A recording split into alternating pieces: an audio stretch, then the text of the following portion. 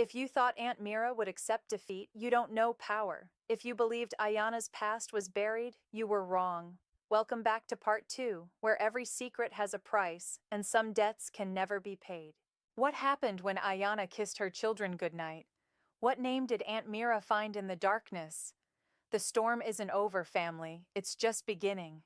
The morning after the wedding felt surreal.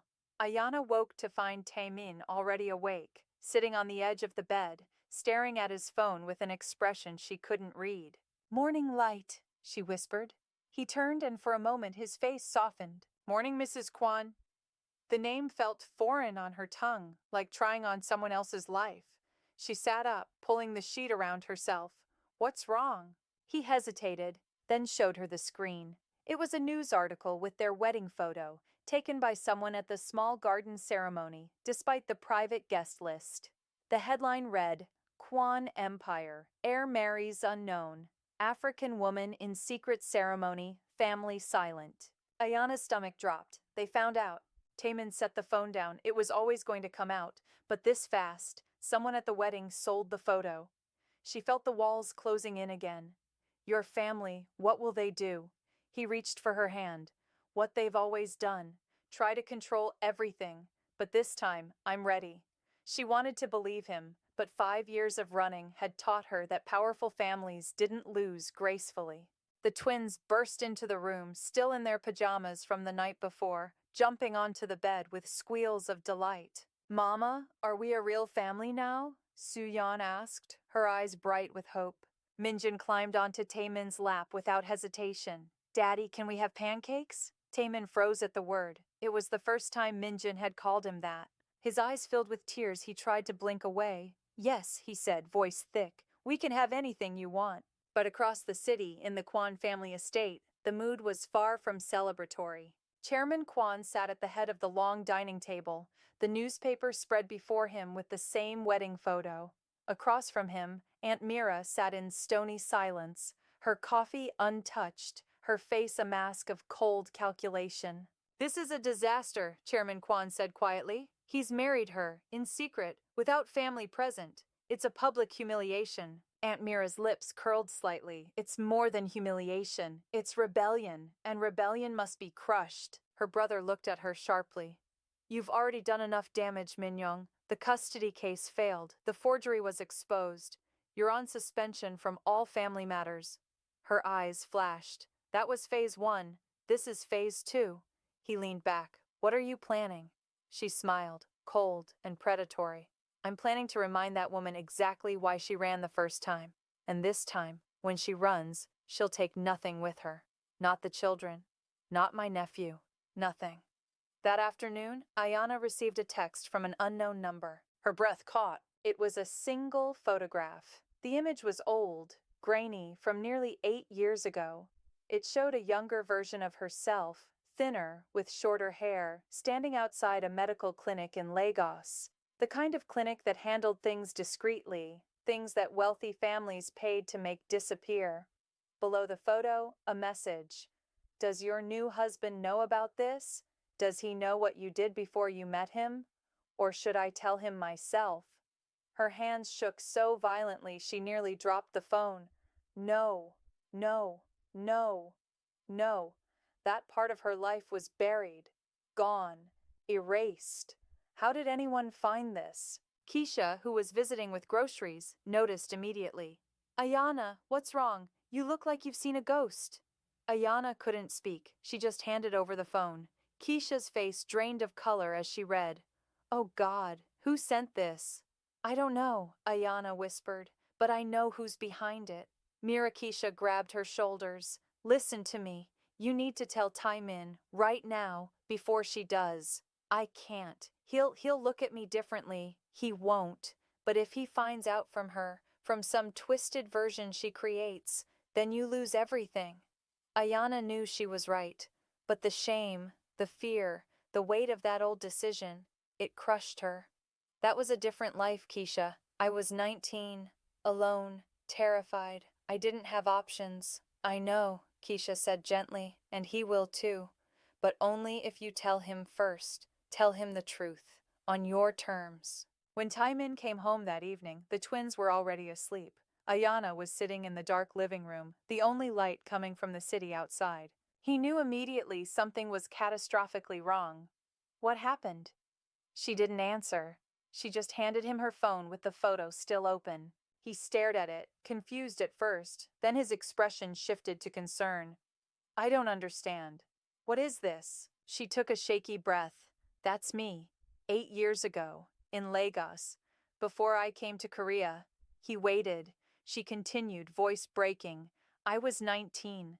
I had just lost my grandmother, my only family. I was alone, broke, living in a single room with no future. And I was pregnant. His eyes widened. From someone who didn't care, someone who used me and disappeared. I couldn't bring a child into that life. I had nothing to give, no money, no home, no hope. So I made a choice, the hardest choice I've ever made. The silence stretched unbearably. She couldn't look at him. I'm not proud of it, Taemin, but I can't undo it. And now your aunt has found out. She's going to use it against me, against us. She's going to paint me as a monster. He finally spoke, voice quiet. How did she find this? Ayana shook her head. I don't know, but she's threatening to tell you herself, to twist it into something it wasn't. Taemin set the phone down carefully. Look at me, she couldn't. Ayana, look at me. Slowly, she raised her eyes to his. His expression wasn't disgust or judgment. It was pain. For her. You were 19, he said softly. Alone, grieving, terrified. You made an impossible choice in an impossible situation. That doesn't make you a monster. It makes you human. Her tears spilled over. You don't hate me? He pulled her into his arms. I could never hate you. But I hate that you went through that alone. I hate that the world put you in that position. And I hate that my family is trying to weaponize your pain. She clung to him, sobbing into his chest. I was so scared to tell you. I thought you'd leave. He held her tighter. I'm not leaving. Not for this. Not for anything. But we need to control this narrative before my aunt does. The next morning, Taemin called an emergency press conference. His legal team tried to talk him out of it. Sir, responding to blackmail only legitimizes it. We should ignore this. No, Taemin said firmly. Silence is what she wants. Silence means shame. And my wife has nothing to be ashamed of. Ayana stood beside him, terrified but resolute. The press room was packed. Cameras flashed as they entered. Taemin stepped to the microphone, Ayana's hand in his. I've called this conference to address a malicious attempt to weaponize my wife's private medical history, he began, voice steady and cold. 8 years ago, when she was 19 years old, grieving and alone in a foreign country, my wife made a deeply personal medical decision. That decision is nobody's business but hers. The room erupted in questions. He continued over them. What is everyone's business is the fact that someone with access to resources and power, has illegally obtained sealed medical records from another country for the sole purpose of harassment and blackmail. This is not family concern. This is criminal activity, and I will be pressing charges. The cameras went wild. Mr. Kwan, are you accusing your own family? I'm accusing whoever is responsible, and I'm stating clearly, my wife's past does not define her. Her strength, her resilience, her devotion to our children, that defines her. And anyone who tries to use her pain as a weapon will face the full extent of the law. He looked directly at one camera, knowing exactly who was watching. Your move, Aunt Meera. At the Kwan estate, Aunt Meera watched the press conference with narrowed eyes. So he's chosen to fight publicly. Chairman Kwan stood in the doorway. You've gone too far, Min Young. Medical records, international privacy violations. You've exposed the family to lawsuits, criminal charges, and public disgrace. She waved a dismissive hand. It's nothing that can't be managed. He shook his head slowly. No, this time you've miscalculated. The board met this morning. Emergency session. Her head snapped toward him. What? You're removed. Effective immediately. From the company, the family trust, all decision-making positions. Permanent suspension pending investigation into illegal activities. Her face went white. You can't do this. I built this company with you. I protected this family. You destroyed this family, he said sadly, and now you'll face the consequences. But Aunt Meera wasn't done. If the family had abandoned her, she would act alone. That night, she made a call to someone she hadn't spoken to in years, a private investigator who specialized in finding people who didn't want to be found. I need you to find someone, she said coldly, someone from Ayana Oladel's past, before Korea, before she cleaned up her story, the person who got her pregnant, the person she's been running from. The voice on the other end was professional. That kind of search, international, historical, it's expensive. Money isn't an issue. I want him found, and I want him brought here, to Korea. There was a pause. And when I find him, you tell him his ex-girlfriend just married into one of the wealthiest families in Asia, and that she has children. Let him draw his own conclusions. Understood. Give me 2 weeks.